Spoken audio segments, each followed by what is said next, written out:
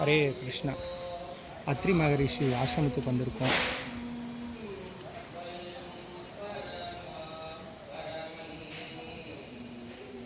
கொஞ்சம் கிட்ட அத்ரி மகரிஷி ஆசிரமத்துக்கு வந்திருக்கோம். பாஸ் பண்ணு. ஹரே கிருஷ்ணா. அத்ரி மகரிஷி ஆசிரமத்துக்கு வந்திருக்கோம். அனுசூயா அம்மாவும் அத்ரி மகரிஷியும் இங்கே இருந்து கொஞ்சம் காலங்கள் தவம் பண்ணியிருக்காங்க. இதுக்காக ஒரு சிவபெருமான் வந்து மேற்கு நோக்கி காட்சி கொடுக்குறாரு. தெற்கு நோக்கி காட்சி கொடுக்குறாரு. மேற்கு நோக்கி காட்சி கொடுக்குறாரு. ஒரு காலத்தில் புராண காலங்களில் ஒரு முறை நாரதருக்கு இரும்பு கடலை கிடைக்குது.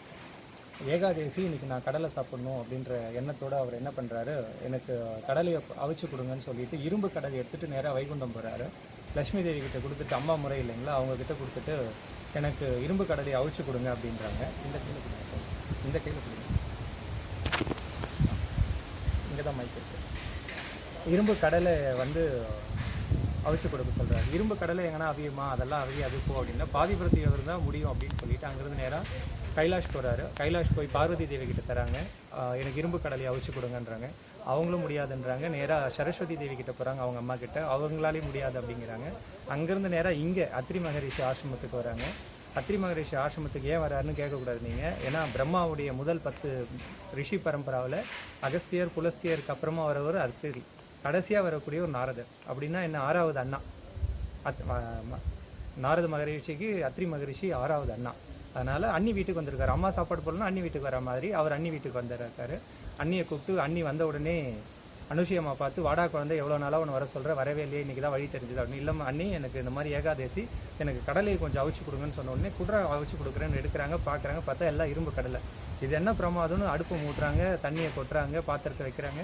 இந்த கடலையை கொட்டிட்டு அத்ரி மகரிஷிக்கு பாத பூஜை பண்ண தீர்த்தத்தில் 2 துளி எடுத்து அந்த பாத்திரத்தில் சேர்த்துட்டு, தண்ணியோடு சேர்த்துட்டு ஒரு அரை மணி நேரம் கொதிக்க விடுறாங்க. பொதன்னு வெந்துடுது இரும்பு கடலை. இந்தடா சாப்பிட்றக்கு வந்து உட்காரு, நான் வரேன்னு. சாப்பிட கூட இல்லை, இருங்க நான் முக்கியமான ஒரு இடத்துக்கு போகணும், போயிட்டு வந்து சாப்பிட்றேன்னு எடுத்துக்கிட்டு நேராக பிரம்மலோகம், நேராக அங்கேருந்து நேராக கைலாஷம், அங்கேருந்து நேராக வைகுண்டம், 3 இடத்துலையும் போயிட்டு 3 தேவிகளையும் பார்த்து, வேக வைக்க முடியாதுன்னு சொன்னீங்களே, இங்கே பாருங்கள் வேக வச்சிட்டோம், எல்லாமே வெந்துருச்சு பாருங்கள், பாதிபுரத்து இருந்தால் எல்லாம் முடியும் அப்படின்னு சொல்லிட்டு வந்த உடனே லக்ஷ்மி தேவி, சரஸ்வதி தேவி, பார்வதி தேவி, இவங்க 3 பேருக்கும் ஒரு மாதிரி ஒரு சிரமம் வந்துடும். அப்போ நம்மளை விட அவங்க பாதிபுரத்தில் சிறந்தவங்களா அப்படின்னு சொல்லிட்டு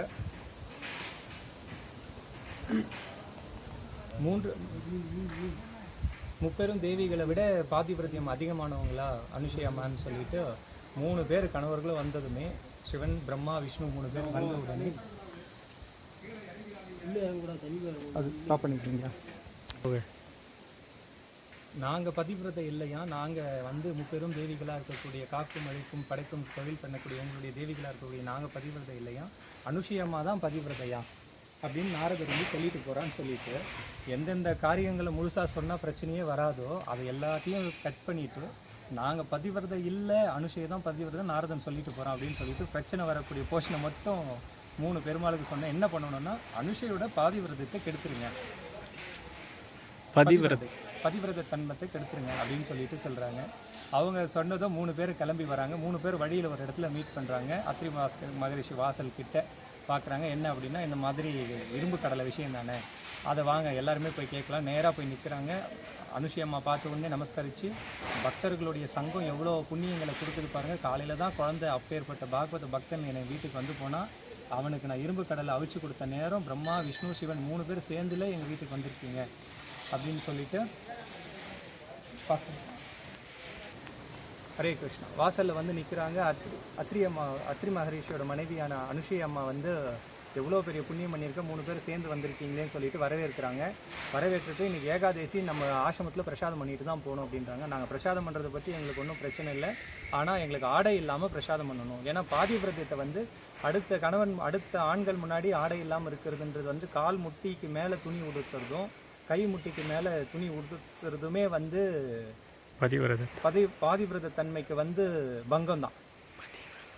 அதனால் வந்து பதிவிரத தன்மை இது கெடுக்கிறதுக்காக வந்ததுனால இந்த மாதிரி ஒன்று சொல்கிறாங்க. அது என்ன பிரமாதம், 3 பேருக்கு உணவு தானே நான் கொடுக்குறேன் அப்படின்னு சொல்லிட்டு நேராக உள்ளே போகிறாங்க. காலையில் இரும்பு கடலை வேக வச்ச தண்ணி ஜலத்தை கொஞ்சம் மறுபடியும் அந்த தீர்த்தத்தை கொண்டு வந்து பிரம்மா விஷ்ணு சிவன் மேலே தெளிச்சோடனே 3 பேரும் பச்சை குழந்தையாக போயிடுறாங்க. அந்த பச்சை குழந்தை 3 பேரையும் கொண்டு போய் தொட்டியில் போட்டு ஸ்நானம் பண்ணிட்டு வரும்போது பெண்களுக்கு உடை இல்லாமல் இருக்கிறதுக்கு சில இடங்களில் வந்து வேதமே அனுமதிச்சிருக்கு. குழந்தை அழகிற நேரத்தில் குளிச்சுட்டு இருக்கிற அம்மா வந்து உடை இல்லாமல் கூட குழந்தைக்கு உணவளிக்கலாம்னு நல்லா சில இடங்கள்லாம் கொடுத்துருக்கு. அதில் ஒரு இடம் குழந்தை பசிக்கிற குழந்தைக்கு உணவளிக்கும் போது உடை இல்லாமல் இருக்கலான்னு இருக்குது. உடனே ஸ்நானம் பண்ணுற மார்க்கத்தில் வந்து உடனே 3 குழந்தைகளுக்கும் உணவளிக்கிறாங்க. 1 நாள் ஆகுது, 2 நாள் ஆகுது, 3 நாள் ஆகுது, 4 நாள் ஆகுது. பௌர்ணமியே வந்துருச்சு. இவங்க யாரும் திரும்பி வந்த மாதிரி தெரியல. மறுபடியும் லக்ஷ்மி, சரஸ்வதி, பார்வதி இவங்க 3 பேருமா சேர்ந்து என்ன போனவங்கள வரலையேன்னு சொல்லிட்டு 3 பேர் வராங்க. அடடா நான் இவங்க அத்ரி மகரிஷி ஆசிரமத்துக்கு வாசலுக்கு வராங்க. உடனே அனுஷியம்மா பார்த்துட்டு என்னடா என்ன நான் புண்ணியம் பண்ணியிருக்கேன். அந்த ஒரு குழந்தை வந்தான், பாகவத உத்தம குழந்தை வந்தான், பகவான் நாம சொல்லக்கூடிய ஒரு குழந்தை நாரதர் வந்தான். அவனுக்கு நான் ஒரு வேலை கடலையை அவிச்சு கொடுத்தேன். அதுக்கு உடனே சிவா விஷ்ணு பிரம்மாவோட தரிசனம். உடனே பார்வதி, லக்ஷ்மி, சரஸ்வதி 3 பேர் வந்திருக்கீங்களே அப்படின்னு. இல்லை நாங்கள் வந்த வேறு விஷயம் என்ன, இந்த மாதிரி சிவா விஷ்ணு பிரம்மா வந்தாங்களே எங்கே அப்படி. ஆமாம் வந்தாங்க, இது இருக்காங்க 3 பேர் அழைச்சிட்டு போங்க, தூக்கிட்டு போங்கன்னு பார்த்தா 3 பேர் கை குழந்தையாக இருக்கிறாங்க. 3 பேரும் பார்த்துட்டு இல்லை எனக்கு பழைய மாதிரியே கொஞ்சம் கொடுத்துருங்க அப்படின்னு ஒன்று. நீங்கள் கவலைப்படாதீங்க, 3 பேருக்கு தனித்தனியாக பேர் ஒட்டி வச்சுருக்கேன் தொட்டியில். குழந்தை மாறி போயிடுச்சுன்னு என்ன பண்ணுறதுன்னு அந்தந்த குழந்தையில் அந்தந்த சிவன் இருப்பார், பிரம்மான்ற ஸ்டிக்கர் ஒட்டி இருக்கிற தொட்டியில் பிரம்மா இருப்பார். அந்தந்த குழந்தைய பார்த்து நீங்கள் எடுத்துக்கோங்கன்னு மாற்றி கொடுங்கன்னு அவங்க கேட்டதும் மறுபடியும் அன்னைக்கு பாத பூஜை ஒரு 10 நிமிஷம் உட்காருங்க, இன்னும் பாத பூஜை முடிக்கலன்னு சொல்லிட்டு லக்ஷ்மி, சரஸ்வதி தேவிகளை 3 பேரையும் உட்கார வச்சுட்டு உடனே அத்ரி மகரிஷிக்கு பாத பூஜை பண்ணி பாத பூஜை தீர்த்தத்தை எடுத்து வந்து மறுபடியும் தெளிக்க வராங்க. இப்போ சிவா பிரம்மா விஷ்ணுவாக மாறிடுவாங்களேன்ற உடனே ஒரு 10 நாள் 4-5 நாள் பால் கொடுத்து வளர்த்த பாசத்துக்காக என்ன பண்ணுவாங்கன்னா 3 குழந்தையும் சேர்த்து கட்டி அணைப்பாங்க. அந்த 3 உடலும் ஒன்றா சேர்ந்து அந்த இவங்களுடைய விரகதாபத்தில் அந்த 3 குழந்தையும் ஒன்றா சேர்ந்து 2 கை 2 கால் 1 உடல் 3 தலையாக அந்த குழந்தை மாறிடும். அந்த அவதாரத்துக்கு பேர் ததாத்திரி அவதாரம். அதுக்கப்புறமா தண்ணியை தொளிச்சு மறுபடியும் அந்த தீர்த்தத்தை தொளிச்ச உடனே 3 ரூபங்களாக வெளியே வந்து சிவா பிரம்மா விஷ்ணு வந்து பார்வதி அந்த தேவி முப்பெரும் தேவிகளோடு சேர்ந்துருவாங்க. அந்த பாதிபிரத்திய நடந்த பகுதி தான் இப்போ நாம் இருக்கக்கூடிய பகுதி. இதில் பகுதின்ற இடத்துல ஒரு சின்ன விஷயம் இருக்குது, சூட்சமோ அது சொன்னால் உங்களுக்கு இந்த பக்தியில் பங்கம் வந்துடும். அதனால் அதை விட்டுட்டு இந்த இடம்னு சொல்கிறேன். ஹரே கிருஷ்ணா. தத்தாத்திரிய அவதாரம் சொல்லியாச்சு. ஹரே கிருஷ்ணா. ஆயிடுச்சா? தத்தாத்திரிய அவதாரம் வரைக்கும் சொல்லியிருக்கோம். அடுத்து இங்கே நிறைய வீடியோ எடுக்கும்போது நிறைய தொந்தரவுகளும் கொஞ்சம் சிரமங்களும் இருக்குது. பேட்டரியிலேயும் ஃபோன் வந்து ஒரு 10% தான் இருக்குது. அதனால் கொஞ்சம் சீக்கிரம் வேகமாக சொல்கிறோம், கொஞ்சம் பொறுமையாக கேட்டுக்கோங்க. இந்த இடத்துல வந்து ராமாயண காலத்தில் ராமர் வந்திருக்காரு. ராமர் வந்த காலங்களில் வந்து அத்ரி மகரிஷி சொல்கிறாரு, சீதாமாவை கூப்பிட்டு ஆசீர்வாதம் பண்ணி உள்ளே அனுசையாக இருக்கா, அவளை போய் பாரு அப்படின்னு சொல்கிறாரு. அவர் அந்த அம்மா போன உடனே ராமரை உட்கார வச்சு அத்ரி மகரிஷி பேசுகிறாரு. நீ வரது ராமா இங்கே 7வது முறை வர, உன்ன மாதிரி ஒவ்வொரு யுகங்களுக்கும் நீ ஒவ்வொரு சதுர்யுகத்துக்கும் ஒவ்வொரு முறை வரும்பொழுது ஒவ்வொரு முறையும் நீ இங்கே வர நானும் இங்கே இருந்து பார்க்குறேன். நீ இப்போ வர்றது 7வது முறை, 7வது ராமர் நீ. அந்த பாஸ் பண்ணி சொல்லுங்க. 36 லட்சம் வருஷங்களுக்கு ஒரு முறை ராம அவதாரம் மீண்டும் நடக்கும். அந்த ஒவ்வொரு கல்பத்துக்கும் ஒவ்வொரு ராமர் அவதாரம் வரும்பொழுது, ஒவ்வொரு யுகங்களுக்கு ஒரு சதுர்யுகத்துக்கும் ஒரு ராம அவதாரம் வரும்பொழுது அப்போல்லாம் நீங்கள் வர, நீ இப்போ நான் உன்னை பார்க்குறதே நான் உன்னை 7வது ராமர் நான் உன்னை பார்க்குறதுக்கு முன்னாடி 6 முறை வந்திருக்கேன். இந்த மாதிரி ஒரு முறை வரும்பொழுது எங்கே என்ன நடந்தது அப்படின்னா, லோகம் முழுக்க பாலைவனமாக போயிடுச்சு. இவர் இந்த இடம் மட்டும் கொஞ்சம் சோலையாக இருந்திருக்கு. இங்கே இவர் மட்டும் இவங்க குடும்பத்தோட பத்தினியோடு சேர்ந்து இவருடைய தப்ப ஜபங்களை பண்ணிகிட்டு இருந்த காலங்களில் மற்ற ரிஷிகளெல்லாம் அத்ரி மகரிஷி ஆசிரமத்தில் கொஞ்சம் பரவாயில்லன்னு எல்லாம் இங்கே வர ஆரம்பிச்சிட்டாங்க. கொஞ்சம் கொஞ்சமாக இங்கே வந்த உடனே எல்லா ரிஷியும் வந்த உடனே இவங்க என்ன பண்ணுறது, ஜல சமர்த்தி பத்தலை, இருக்கிற கொஞ்சம் ஜலம் பத்தலை, நான் இங்கே கங்கையை வர வைக்க போகிறேன். அத்ரி மகரிஷிக்கிட்ட வந்து அனுஷியமாக கேட்குறாங்க, நான் கங்கையை வர வைக்கலான்னு வர சொல்லலான்னு இருக்கேன், அது இந்த பக்கம் வர சொல்லாமா அந்த பக்கம் வர சொல்லாமா அப்படின்னு கேட்குறாங்க. அவர் அத்திரி ஆடி போயிடுறாரு. உலகமே இவ்வளோ சுருங்கி போயிருக்கு, நீர் இல்லாமல் எல்லா இடமும் பாலைவனமாக இருக்குது, மணல் தான் இருக்குது, கங்கையை வர சொல்ல போகிறீங்களா, அது இப்படி வரணும் அப்படி வரணும்னு கேட்குறேம்னா, அந்த அம்மா சொல்கிறாங்க, என் பாதிவிரதத்து மேலே எனக்கு நம்பிக்கை உண்டு, நான் வர வச்சுக்கிறேன், உங்களுக்கு எந்த பக்கம் இருந்தால் வசதியாக இருக்கும்னு கேட்ட உடனே அந்த பக்கம் வேணாம், கோயில் காமிங்க. கோவில் அந்த இடத்துல அவங்களுடைய ஹட்டு ஒரு சின்ன குடிசை போட்டு இந்த மரம் இருக்கு இல்லைங்களா, அத்தி மரம் பின்னாடி, இந்த மரத்துக்கு கீழே இருக்கிற லிங்கத்தை தான் அவங்க வந்து நிஷ்ட பூஜைக்கு வச்சுருந்தது. தினந்தாரும் செய்யக்கூடிய நித்திய கர்மான விஷயங்களை பண்ணுறதுக்கு உண்டான பூஜை இதை வச்சுருந்தாங்க. இங்கே பூஜைகளை முடிச்சுட்டு இருக்கிறதுக்கு இருக்கும். நீ கங்கை இப்படி நடுமத்தியில் வர வச்சுட்டேன்னா அந்த பக்கம் ஒரு பெரிய மரம் இருக்குது, அது வீடியோ தனியாக எடுத்துருக்கேன், போட முடியுமா இதில் பார்க்குறேன். அங்கே தான் மகரிஷிகள் எல்லாம் இருந்த இடம். 2 பேருக்கு நடுவில் இருந்ததுன்னா அவங்களும் சங்கோஜம் இல்லாமல் நம்ம பக்கம் தண்ணி எடுத்துப்பாங்க, நாமளும் சங்கோஜம் இல்லாமல் நம்ம குடும்ப காரியங்களுக்கு உண்டான நீரை இப்படி எடுத்துக்கலான்னு சொன்ன உடனே இந்த இடத்துல கங்கையை வர வச்சு, அது அபிஷேக வீடியோ இருக்குது, அது மறுபடியும் முடிஞ்சால் அதை ஆட் பண்ணுறோம். கீழே ஒரு திட்டு மாதிரி இருக்கு இல்லைங்களா, அதுதான் கங்கா, அது அபிஷேக வீடியோ இருக்குது, அதுவும் இதோட அட்டாச் பண்ணுறோம். இங்கே வந்து கங்கையை எங்கேயோ வட திசையில் வடநாட்டில் ஓடக்கூடிய கங்கையை வந்து இங்கே தென்னாட்டில் தென்பொதிகை மலை சாரலில் கங்கையை வந்து உருவாக்குனாங்க. சுற்றி இப்போ வந்து சித்திரை மாதம் 2ஆம் தேதி 3ஆம் தேதியில் இருக்கும், சித்திரையில் 18-20 தேதியில் இருக்கும், மே 2ஆம் தேதி 3ஆம் தேதியில் இருக்கும். மே 2ங்களா இன்றைக்கி? மே 2ஆம் தேதியில் இருக்கும். நேற்று கோவில் கும்பாபிஷேகம் முடிஞ்சது. இங்கே இப்போது இந்த வெயில் காலங்களில் கீழே எங்கேயுமே தண்ணி கிடையாது. ஆனால் இங்கே இன்னமும் வற்றாமல் நதி வந்து இந்த இடத்துல ஊற்று வந்து நதியாக போயிட்டே இருக்குது, ஒரு சின்ன ஓடையாக போயிட்டே இருக்குது. இது இந்த இடத்துல இன்னொரு விசேஷம். பன்னீர் மரம் ஒன்று இருக்குது, அதை பார்க்கலாம் வாங்க. ஹரே கிருஷ்ணா. நலாயினியோட சரித்திரத்தை நீங்கள் கவனிச்சிங்கன்னா தெரியும். அதில் அத்ரி மகரிஷியோட ஆசிரமத்துக்கு நலாயினி வரா மாதிரி ஒரு கதை இருக்கும். கலைக்கோட்டு முனிவர் வந்து சொர்க்கத்தில் இருப்பார். நாரதர் போயிட்டு நான் பூலோகத்தில் ஒரு பெண்ணை பார்த்தேன் நலாயினின்னு சொல்லிட்டு, அவங்கள மாதிரி பாதிபிரதத்தில் உள்ளவங்க யாருமே கிடையாது. பதிவிரதை அந்த மாதிரி ஒரு பதிவிரதையை நீங்கள் பார்க்கவே முடியாது அப்படின்னு சொல்லிட்டு நாரதர் வந்து சொர்க்கத்தில் போய் சொல்கிறாரு. அப்போது அங்கே இருக்கக்கூடிய கலைக்கோட்டு முனி அந்த சொர்க்கத்தில் இருக்கக்கூடிய முனிவர்களுக்கு உண்டான இடத்துல இருக்கும்போது அவர் சொல்கிறாரு, கரைத்தால் கல்லும் கரையினார், நீங்கள் வேணால் கரைச்சி பாருங்கள், முடியவே முடியாது, அப்பேற்பட்டவங்க அப்படின்னு சொல்லிட்டு நாரதர் சொல்வார். அவர் உடனே பூலோகத்துக்கு ஒரு வயசான உருவத்தில் வந்து அந்த நலாயினியோட அப்பா கிட்ட போயிட்டு பொண்ணு கேட்குறாரு. சத்திரிய குடும்பத்தில் இருக்கிற பெண்களை கல்யாணம் பண்ணி கொடுக்குற உரிமை எங்களுக்கு கிடையாது, அது பெண்ணுக்கு தான் இருக்கும், சுயமரத்தில் தேர்ந்தெடுப்பாங்க, நீங்கள் போங்க, அவள் கல்யாணம் பண்ணிக்கணும்னா கல்யாணம் பண்ணிக்கோங்கட்டாங்க. இது உடனே ஒரு சுந்தர ரூபத்தை எடுத்து நலாயினி முன்னாடி போய் நிற்கிறாரு. அவங்க பதிவிரதா தன்மையில் பார்த்துட்டு அவங்க நான் கல்யாணம் பண்ணிக்கிறேன் அப்படின்னு சொல்லிட்டு ஓலை கொடுத்து அனுப்பிச்சிடுறாங்க சீட்டு. அவர் அப்பா கிட்ட என்ன கொடுத்த உடனே இந்த வயசான ரூபத்தில் மறுபடியும் வயசான ரூபத்தில் அவங்க அப்பா கிட்ட வராங்க. அவங்க அப்பா பார்த்துட்டு இவ்வளோ வயசானவரை இவர் எப்படி கல்யாணம் பண்ணிக்க சம்மதிச்சான்றதை யோசிச்சுக்கிட்டு கல்யாணம் பண்ணியும் கொடுத்துட்றாரு. அந்த கல்யாணம் பண்ணி கொடுக்க ஏற்பாடு பண்ணி அந்த பெண்ணை அழைக்கும் போது பார்த்தா நலாயினி வந்து பார்க்குறாங்க, அதே ஆண் தான், ஆனால் வயதான தோற்றத்தில் இருக்கிறாரு. ஆனால் இப்போ நான் இளமையான வயதில் உன்னை பார்த்து உன்னை விருப்பப்பட்டேன், ஆனால் இப்போ நீ முதுமையாக இருக்கிற, உன்னை நான் திருமணம் பண்ண முடியாதுன்னு சொன்னால் அவங்க பதிவிரதா தன்மைக்கு வந்து பாதிப்பு பங்கம் வந்துடும். அதனால் என்ன பண்ணுறாங்க, இல்லை நான் கல்யாணம் பண்ணிக்கிறாங்க. இவங்க 2 பேரும் கல்யாணம் பண்ணி நடந்து வராங்க. அந்த ஆசிரமத்துலேருந்து வெளியே நடந்து வராங்க. நடந்து வர சூழ்நிலையில் ஒவ்வொரு கிராமமாக வரும்போது இவருக்கு தொழுநோயை இவரே வர வச்சுக்கிறாரு. அவர் ஒரு கலைக்கோட்டு முனின்ற ஒரு பெரிய முனிவர். அவரே ஒரு தொழுநோயை வர வச்சு நடக்க முடியாமல் இருந்துடுறாரு. அந்த அம்மா கூடையை ஒரு பெரிய கூடை செஞ்சு கூடையில் அந்த முனிவரை உட்கார வச்சு தலைக்கு மேலே அந்த முனிவரை உட்கார வச்சு கொண்டு போகிறாங்க. ஒரு மரத்தோட கிளையில் ஒரு தாசியை பார்த்து ஆசைப்படுறாரு. அந்த தாசியோட வீட்டு வாசலில் போய் நம்ம கோலம் போட்டு பணிவடெல்லாம் பண்ணி அந்த தாசி முன்னாடி நாளே சீக்கிரமாக எழுந்து காலையில் 3 மணிக்கெல்லாம் இந்த அம்மா போய் பூஜை பண்ணி அந்த வீட்டையே கோவிலாக நினச்சி பூஜை பண்ணிட்டு வந்துடுவாங்க. அந்த பூஜை நேரத்தில் வந்து அவங்க யாரோ வராங்க, நம்ம இடத்த போய் யாரோ சுத்தம் பண்ணுறாங்கன்னு வந்து பார்த்தா நலாயினி அம்மா, நீங்கள் இந்த தெருவுலேயும் உங்கள் பாதம் படக்கூடாது, என் வீட்டை நீங்கள் சுத்தம் பண்ணுறீங்கன்னு இல்லை, என் கணவர் உங்களை விருப்பப்படுறாருன்னு இந்த பத்தினி தெய்வத்தை விரும்பின கணவனாக என்ன விரும்புகிறாரு, இல்லை அவர் விரும்புகிறாருமா, நான் இது வரைக்கும் யார் கூடயும் வந்து நான் இருந்தது கிடையாது, இது என்னுடைய ஒழுக்க விதிமுறையோடு நான் இருக்கிற தாசி குடும்பத்தில் பிறந்தாலும், ஆனால் உங்கள் கணவரை நான் வந்து சுவீகாரம் பண்ணிட்டேன் அப்படின்னா இதுக்கப்புறம் யாரையும் கல்யாணம் பண்ண மாட்டேன், உங்கள் கணவரை என் கணவராக கொடுக்குறதா சொல்லுங்கள், நான் வந்து சம்மதிக்கிறேன் அப்படின்னு. என் கணவரோட ஆசை நிறைவேறினா போதும் அப்படின்னு சொல்லிட்டு சம்மதம் கொடுக்குறாங்க. அதுக்கப்புறம் விருப்பமானு சொல்கிறாங்க. இவரை எடுத்துன்னு வந்து அந்த வீட்டில் உள்ளே விட்டுட்டு கதவை சாத்தி வெளியே இருக்கிறாங்க. வெளியே இருக்கிற நேரத்தில் இந்த பெண்மணி, இந்த தாசி பெண்மணி கிட்ட போகும்போது அந்த இந்த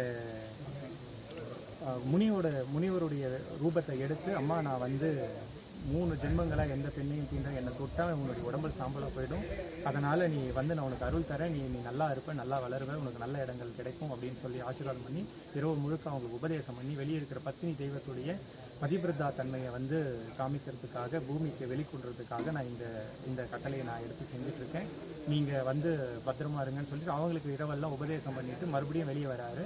மறுபடியும் அந்த கூடையில் ஏற்றி உட்கார வச்சு அந்த உடலோடு தூக்கி தலையில் வச்சு இந்த அம்மா நடக்கிறாங்க. போகும்போது ஒரு கிளை படுது.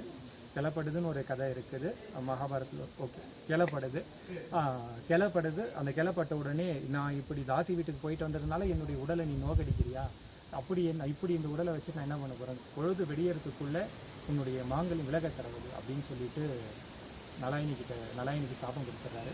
உடனே இந்த அம்மா எந்த கோபம் படலை. பொழுது வெடியறதுக்குள்ளே ஒரு ஓரமாக உட்கார வச்சு ஒரு தேவையான உணவெல்லாம் தயார் பண்ணி வச்சுட்டு நேராக அவங்க இங்கே வராங்க, அத்ரி மகரிஷி ஆசிரமத்துக்கு வராங்க. இந்த அம்மா காலையில் இதுதான் ஆசிரமம், இப்போ கோயிலாக கட்டியிருக்காங்க.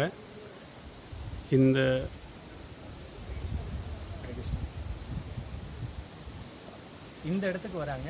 இந்த இடத்துக்கு வந்ததும் அவங்க வந்து காலையில் பெருக்கி கோலம் போடணும். இவங்க 3-4 மணிக்கு வெளியே வரும்போது என்னம்மா அப்படின்னு சொல்லிட்டு வந்து தீர்க்க சுமங்கலி பவான்னு சொன்ன உடனே அவங்க அழ ஆரம்பிச்சிடுறாங்க.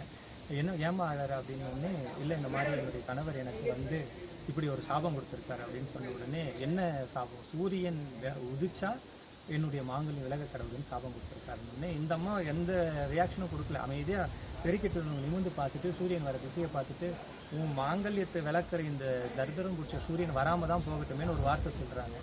சொன்ன உடனே அன்றைக்கி சூரியனே உதிக்கல. 10 நாளாக சூரியனே உதிக்கல. உலகமே அழுக ஆரம்பிச்சிருச்சு. சூரியன் பயத்தில் வெளியே வரலை.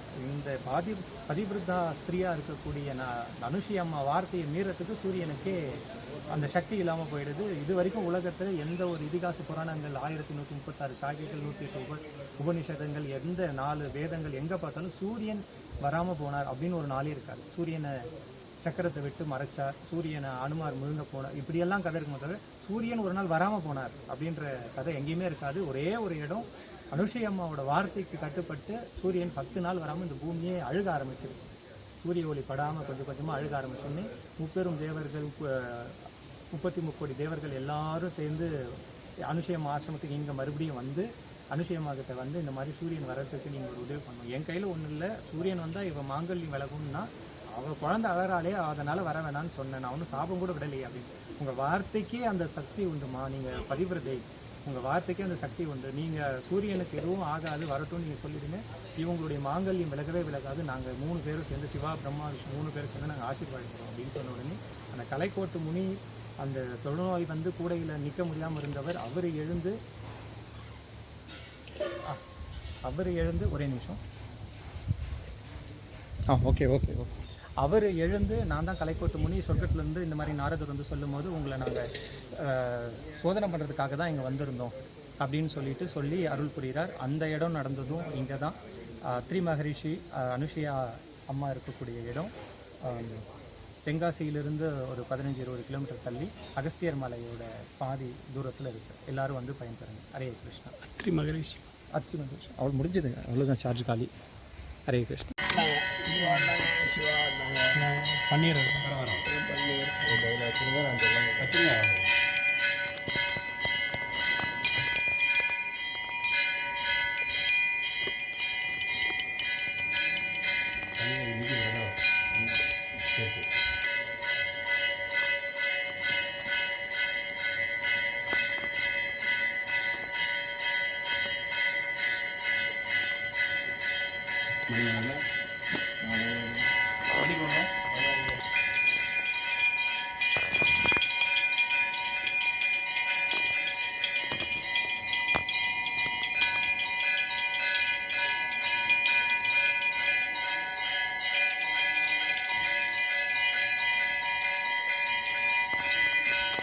அத்ரி அனுஷி அம்மா ஆசிரமம்.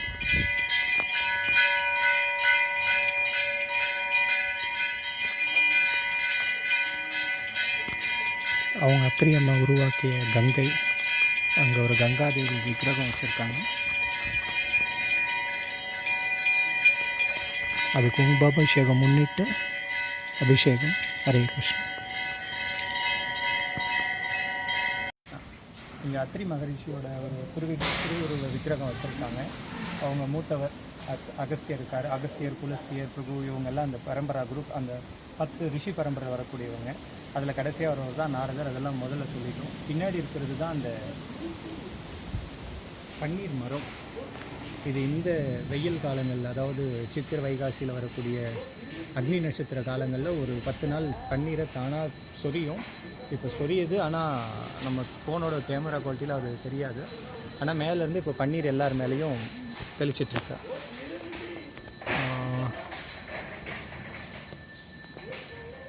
மரத்துலேருந்து தானாகவே வந்து பன்னீர் வந்து தெளிக்கும். இது பன்னீர் மரம்.